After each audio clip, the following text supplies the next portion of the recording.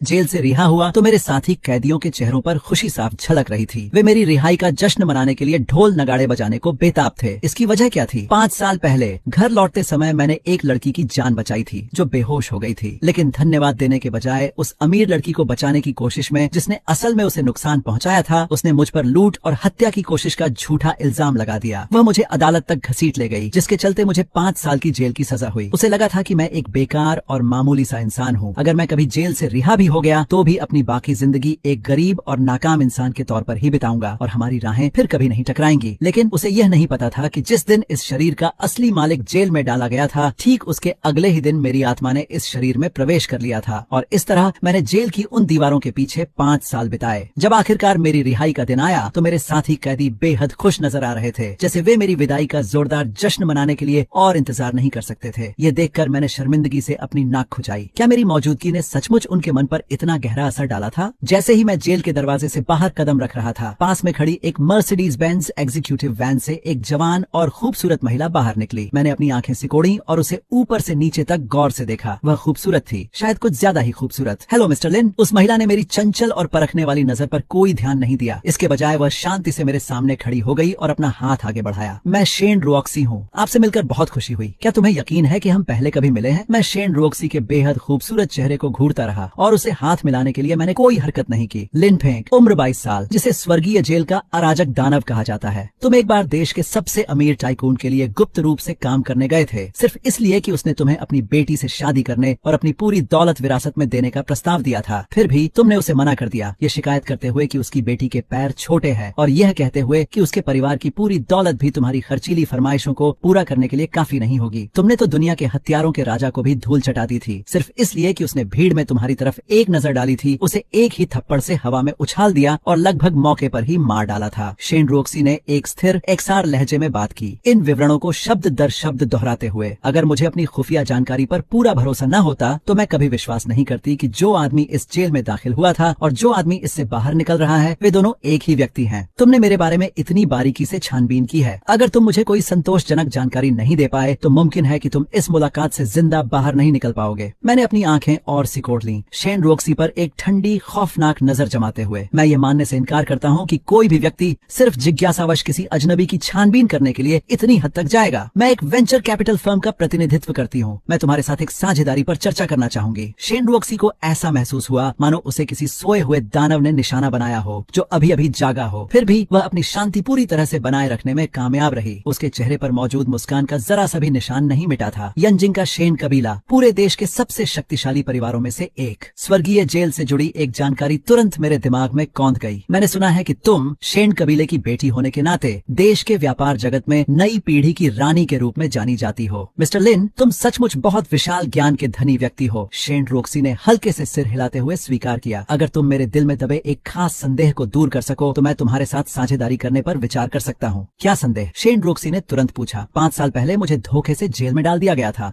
मुझे स्वर्गीय जेल में क्यों कैद किया गया था? ठीक उसी पल मेरे मन में झाओ याकी के चेहरे की तस्वीर उभर आई। उसके चेहरे पर एक बुरी भाव थी और उसकी आंखों में एक तीखी खतरनाक चमक थी। 5 साल पहले जब मैं घर लौट रहा था तो मेरी मुलाकात झाओ याकी और उसके बॉयफ्रेंड सुनहाओ से हुई। वे दोनों आपस में जोरदार बहस कर रहे थे। तभी एक हादसा हो गया। सुनहाओ ने अनजाने में झाओ को जमीन पर धक्का दे दिया, जिससे उसके सिर पर गहरी चोट लगी और वह सदमे में चली गई। घबराकर सुनहाओ ने मुझसे, जो उस समय बस वहाँ से गुजर रहा एक राहगीर था, मदद की गुहार लगाई। उस समय मैं एक नेक दिल इंसान था। बिना कुछ सोचे समझे मैं उसे बचाने के लिए तुरंत आगे बढ़ा, लेकिन होश में आने पर झाओ याकी ने जरा भी एहसान नहीं माना। इसके बजाय सुनहाओ के उकसाने पर उसने मुझ पर ही पलटवार कर दिया और मुझ पर झूठा इल्जाम लगाया कि झगड़े के दौरान मैंने जानबूझकर उसे चोट पहुंचाई थी। आखिरकार मुझे बेकसूर होते हुए भी जेल में डाल दिया गया। मैं भी उस पूरी कहानी के पीछे की सच्चाई जानना चाहूंगी। शेन रोक्सी ने एक कड़वी मुस्कान दी। तियान्यू शिया साम्राज्य की सबसे रहस्यमयी जेल है और मैंने जो जानकारी जुटाई है उसके आधार पर सुनहाओ और झाओ याकी का कोई खास रिश्ता नहीं है। उन्हें तो छोड़िए, जिनके पास आपको उस रहस्यमयी तियान्यू जेल में डलवाने की ताकत हो, उन्हें तो शायद यह भी नहीं पता होगा कि ऐसी कोई जगह मौजूद भी है। अगर ऐसा है तो फिर साझेदारी का तो कोई सवाल ही नहीं उठता। यह सुनकर बातचीत जारी रखने में मेरी सारी दिलचस्पी तुरंत खत्म हो गई। मिस्टर लिन, भले ही साझेदारी मुमकिन न हो, लेकिन शायद हम दोस्त तो बन ही सकते हैं। शेन रोक्सी ने हल्की सी मुस्कान के साथ कहा। मुझे याद है कि आपका घर जियांगजो शहर में है। इत्तेफाक से मैं भी जियांगजो ही जा रही हूँ। अगर आपको मेरे से कोई परहेज न हो तो आप मेरे प्राइवेट जेट में मेरे साथ चल सकते हैं। आप इतनी उत्साह दिखा रही हैं तो मैं भी आपको निराश नहीं करूंगा। मैंने शरारती अंदाज में मुस्कुराते हुए कहा। 4 घंटे बाद शेन रोक्सी का प्राइवेट जेट जियांगजो हवाई अड्डे पर उतरा। प्राइवेट जेट के केबिन में बने बेडरूम के अंदर मैं नरम और विशाल बिस्तर पर आराम से सोया हुआ था और शेन रोक्सी की मदहोश कर देने वाली खुशबू को अपनी सांसों में भर रहा था। एक ऐसी खुशबू जो खून में हलचल मचा देती थी और जो बिस्तर पर अभी भी महक रही थी। मैंने आलस भरे अंदाज में अंगड़ाई ली और फिर धीरे धीरे उठकर खड़ा हो गया। बढ़िया बिस्तर है, अफसोस कि तुम इसे मेरे साथ शेयर करने के लिए यहाँ नहीं थी। मैं बेडरूम से निकलकर मेन केबिन में आया और मजाकिया लहजे में यह बात कही। तो मैं मान लूं कि मेरे मामलों की तुम्हारी जांच अभी खत्म नहीं हुई है? मैडम, ये आदमी बहुत ज्यादा घमंडी है। एक तेज बॉब कट बालों वाली औरत अचानक अपनी सीट से खड़ी हो गई। वह साफ तौर पर नाराज लग रही थी। वह शेन रॉक्सी की असिस्टेंट थी जिसका नाम लिन शियाओवान था। जो आदमी तियान्यू की चारदीवारी के अंदर सबसे ऊपर राज करने की काबिलियत रखता हो, उसे घमंडी होने का पूरा हक है। शेन रॉक्सी मेरी दूर जाती हुई परछाई को देखती रही। उसकी आंखों में एक सुनहरी चमक कौंध रही थी। मुझे यकीन है कि वह दिन दूर नहीं जब शिया किंगडम और सच कहूं तो पूरी दुनिया उसके जेल से छूटने की खबर सुनकर कांप उठेगी। मैं भी उसे यह कारनामा करते देखने का बेसब्री से इंतजार कर रही हूँ। लिन शियाओवान पूरी तरह हैरान होकर मुझे देखती रही जब मैं सीधे केबिन के दरवाजे से बाहर निकल गया। केबिन के ठीक बाहर प्राइवेट जेट के पिछले हिस्से से जुड़े बोर्डिंग ब्रिज पर झाओ याकी खड़ी थी। वही औरत जिसने मुझे फंसाकर जेल भिजवाया था। अब वह एक मशहूर इंटरनेट सेलिब्रिटी और लाइव स्ट्रीमर बन चुकी थी और उसके आसपास उसके असिस्टेंट और बॉडीगार्ड मौजूद था। मैं अभी अभी जेट ब्रिज से निकलकर एयरपोर्ट टर्मिनल की तरफ बढ़ रहा था। आखिर कब मैं अपना खुद का एक प्राइवेट जेट खरीद पाऊंगा? जैसे ही झाओ याकी जेट ब्रिज से बाहर निकलने लगी, उसने शेन रॉक्सी के प्राइवेट जेट की तरफ देखा। उसके चेहरे पर साफ तौर पर जलन झलक रही थी। इत्तेफाक से ठीक उसी पल उसकी नजर मुझ पर पड़ी जब मैं जहाज से नीचे उतर रहा था। उसकी नजर के रास्ते में थोड़ी रुकावट थी, इसलिए वह सिर्फ मेरी आधे चेहरे को ही देख पाई। ये आदमी कुछ कुछ जाना पहचाना सा लग रहा है। झाओ याकी एक पल के लिए रुकी और पलक झपकते ही मेरी तस्वीर उसके जहन में कौंध गई। फिर भी उसे जरा भी पछतावा महसूस नहीं हुआ। इसके बजाय उसे अचानक जी मिचलाने लगा एक बेहद घिनौना सा एहसास। ठीक वैसे ही जैसे 5 साल पहले हुआ था जब मेरी जान बचाने के बाद वह मेरे सामने खड़ी पाई गई थी। झाओ याकी ने सहज ही अपने कपड़े और कसकर पकड़ लिए। धत तेरे की, उसने मन ही मन कोसा। मेरा शरीर ऐसे लंपट नीच के सामने कैसे बेनकाब हो सकता है? ऐसा लग रहा है जैसे कोई कीड़ा मेरे पूरे शरीर पर रेंग रहा हो। वह घिनौना इंसान नहीं हो सकता। सुनहाव ने मुझे बताया था कि एक बार जब उसे जेल में डाला गया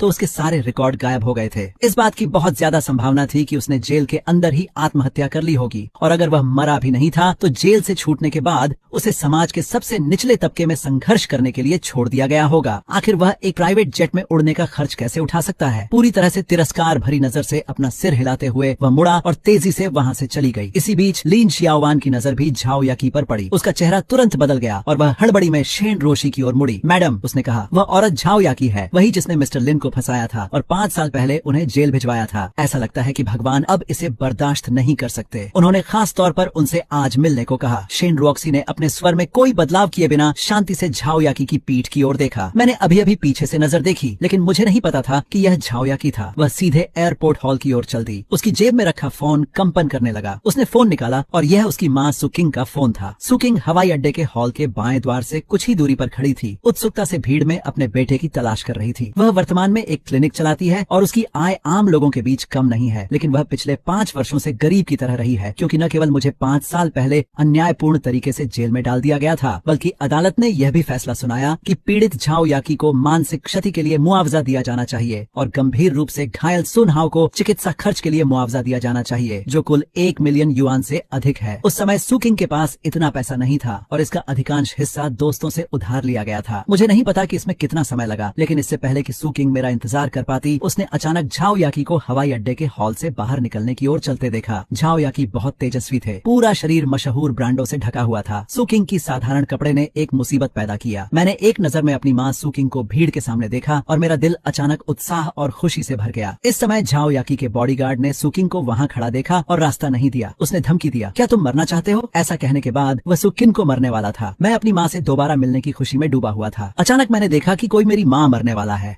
मैं गुस्से से चिल्लाया और एक पल में रुक गया। मैंने बॉडीगार्ड की कलाई पकड़ ली। तुम मेरे काम में दखल देने की हिम्मत कर रहे हो? अचानक हुए इस दृश्य ने पहले तो बॉडीगार्ड को चौंका दिया और फिर वह गुस्सा हो गया। उसने अपना पैर उठाया और मुझे लात मारने ही वाला था। हालांकि मैं उससे तेज था। मैंने अपना दाहिना हाथ पटक दिया और बॉडीगार्ड की कलाई टूट गई। उसने अपना कंट्रोल खो दिया और जमीन पर गिर गया। मैं आगे बढ़ा और उसकी छाती पर पैर रख दिया, जिससे वह हिलने डुलने में असमर्थ हो गया। जब दूसरे बॉडीगार्ड ने यह देखा तो वह मदद के लिए दौड़ा और मुझे जोर से मुक्का मारा। मैंने अपने बाएं हाथ की हथेली को फैलाया और उसकी मुट्ठी को मजबूती से बंद कर दिया। बॉडीगार्ड का मुक्का मानो किसी लोहे की प्लेट से टकराया हो और उसकी चीख निकल गई, जो फेंक, ऐसा मत करो। इस समय सुकिन सपने से जाग गया और जल्दी से मुझे रोकने के लिए बोला। वहीं झाओ याकी भी सदमे से उबर गई। उसने अपने चेहरे पर अविश्वसनीय भाव से हमारी माँ और बेटे को पहचान लिया। मुझे तुम्हारे जीवित होने की आशा नहीं थी। एक पल में मेरे दिल में नकारात्मक भावनाएं उमड़ पड़ी। अगर तुमने दोबारा मुझे ऐसी बेकर नजरों से देखा तो मैं तुम्हारी आंखें नोच लूंगा। झाओ याकी ने मुझे उसे घूरते हुए देखा। चिल्लाते हुए सारस ने कहा कि मैं 5 साल पहले मर चुका हूँ। झाओ याकी 5 साल से इस दिन का इंतजार कर रहे थे। आप क्या करना चाहते हैं? मैं आपको चेतावनी देता हूँ, यदि तुम मेरी एक उंगली छूने का साहस करोगे तो मैं तुम्हें जेल की निचली मंजिल में डाल दूंगी। झाओ याकी के चेहरे का रंग बदल गया। झाओ याकी की चेतावनी सुनकर सुकिंग अचानक आश्चर्यचकित हो गई। वह तेजी से आगे बढ़ी और जाओ फैंग को रोकने के लिए मेरी बांह पकड़ ली। हत्यारा मत बनो, हम उसकी माँ को नाराज नहीं कर सकते। चिंता मत करो, आज हमें कोई नुकसान नहीं पहुंचा सकता। मैंने अपनी माँ को चुप करने के लिए कोशिश की। बहुत देर हो चुकी है, उसने मेरे बॉडीगार्ड को घायल कर दिया। इस कर्ज का निपटारा होना ही चाहिए। झाओ याकी ने मुझे बेरुखी से रोका। उन्हें विश्वास था कि वह सिर्फ एक फोन कॉल से मुझे दोबारा जेल भेज सकते हैं। सुक्विंगवेनियन के चेहरे पर घबराहट और अधिक तीव्र हो गई। वह नहीं जानता था कि मैं अब 5 साल पहले का विनम्र और कायर लड़का नहीं रहा, बल्कि एक ऐसा प्राणी था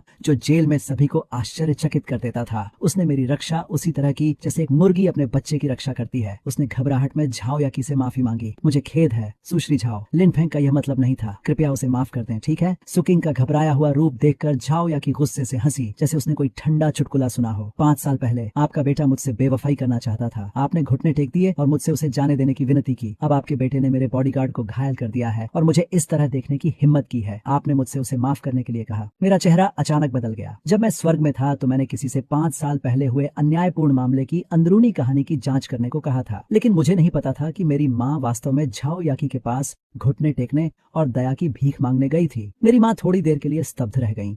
इसके बाद मैंने देखा कि मेरी माँ का चेहरा पीला पड़ गया था और वह अस्थिर थी, इसलिए मैंने तुरंत उनकी मदद की। दूसरी ओर झाओ याकी ने सोचा कि उसने मेरी कमजोरी पकड़ ली है और उसका अहंकार और भी अधिक अहंकारी हो गया। गंदे आदमी, क्या तुम्हारी माँ नहीं चाहती थी कि मैं तुम्हें जाने दूं? तुम और तुम्हारी माँ अब घुटनों के बल बैठकर खुद को 10 बार थप्पड़ मारो, मुझसे माफी मांगो और भविष्य में अपना मुंह बंद रखने का वादा करो। शायद मैं तुम्हें छोड़ने पर विचार कर सकती हूँ। झाओ याकी के चेहरे पर जोरदार थप्पड़ मारकर जवाब दिया। जियाओ फेंग सुकिंग हैरान रह गई।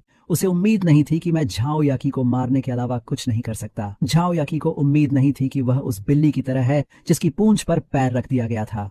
उनके बाल पूरी तरह से बिखरे हुए थे। तुम्हारी मुझे मारने की हिम्मत कैसे हुई?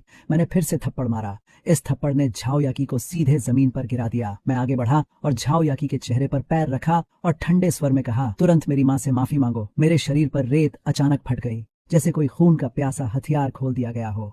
उसके आसपास के सभी लोग भयभीत महसूस कर रहे थे। झाओ याकी को तुरंत लगा कि मृत्यु का देवता आ रहा है और उसका शरीर कांपने के अलावा कुछ नहीं कर सका। मुझे माफ कर दो चाची, मैं गलत थी, कृपया मुझे मत मारो। झाओ याकी, ये आपकी माफी से बस थोड़ी सी दिलचस्पी है। याद रखें कि मैंने पहले क्या कहा था, मैं आपको जल्द ही ढूंढ लूंगा। कोई भाग नहीं सका। झाओ याकी पूरी तरह से डर गई थी और उसका दिमाग शून्य हो गया था। वह चावल पर चोंच मारती मुर्गी की भांति सिर हिलाती रही। मैंने बकवास करना बंद कर दिया और झाओ याकी को जाने दिया, जो डर गई थी। वह खड़ा हुआ और अपनी माँ सुकिन को जाने में मदद की। झाओ याकी के सहायक और बॉडीगार्ड सभी एक तरफ खड़े थे। जब तक मैंने सुकिन को दूर जाने में मदद नहीं की, तब तक मैं झाओ याकी की मदद के लिए जल्दी से आगे नहीं बढ़ा। झाओ याकी ने बॉडीगार्ड को उसकी मदद करने दी, जैसे कि वह कोई बुरा सपना देख रही हो, अपने चेहरे पर हैरानी भरे भाव के साथ। मिस झाओ, क्या आप ठीक हैं? ये देखने के बाद एक बॉडीगार्ड खुद को पूछे बिना नहीं रह सका। झाओ याकी ने बॉडीगार्ड की ओर एक तक देखा और फिर उसके चेहरे पर तेज दर्द देखा। वह गिर गया और चिल्लाया, मुझे इस तरह पीटा गया। क्या आपको लगता है कि कुछ गड़बड़ है? तुम दोनों बेकार आदमी एक मनहूस आदमी से भी नहीं निपट सकते। मुझे आप पे पैसे क्यों खर्च करने चाहिए? मिस झाओ, हम कमजोर नहीं है, लेकिन वह आदमी लड़ाई में बहुत अच्छा है। मैंने उसके हाथ पर मुक्का मारा और मेरे सीधे हाथ की हड्डी टूट गई। तो क्या हुआ? अगर वह लड़ाई कर सकता है? यह कानून द्वारा शासित समाज है। मैं चाहता हूँ कि वह अपनी पूरी जिंदगी जेल में बिताए। वह कभी बाहर नहीं आएगा। लिन फेंग ने जो कहा था उसे उसने बिल्कुल भी दिल से नहीं लिया। इसके बजाय वह गुस्से से भरा हुआ था और बदला लेना चाहता था। दूर से सुकिंग ने झाओ याकी की उन्मादी दहाड़ सुनी। उसका चेहरा बदल गया और उसने उत्सुकता से जो फेंक से पूछा, क्या तुमने उसे मारा? क्या होगा अगर वे तुम्हें गिरफ्तार करने के लिए पुलिस को बुलाएं? माँ, चिंता मत करो। मैंने अपनी माँ की पसीने से भरी हथेली को कसकर पकड़ लिया और आगे बढ़ गया। आज के लिए बस इतना ही। मिलते हैं इसके नेक्स्ट चैप्टर में। तब तक के लिए गुड बाय।